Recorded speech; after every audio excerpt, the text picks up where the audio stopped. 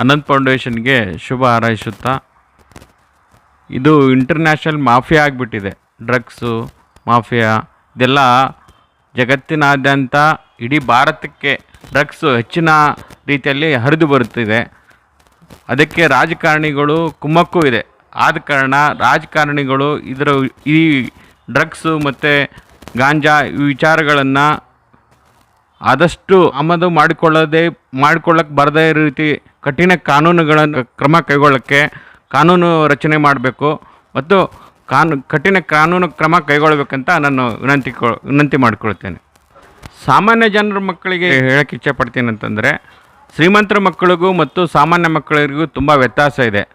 ಶ್ರೀಮಂತರ ಮಕ್ಕಳ ಹತ್ರ ದುಡ್ಡು ಇರುತ್ತೆ, ಅವರು ದುಶ್ಚಟಗಳಿಗೆ ವ್ಯಸನಗಳಿಗೆ ಭಾಗಿಯಾದರೂ ಅವರು ಕಂಟ್ರೋಲ್ ಆಗಿ ವಾಪಸ್ ರಿಕವರಿ ಆಗೋ ಚಾನ್ಸಸ್ ಇದೆ. ಬಡವ ಮಕ್ಕಳು ಅದೇ ರೀತಿ ಡ್ರಗ್ಸ್ ಚಟಗಳಿಗೆ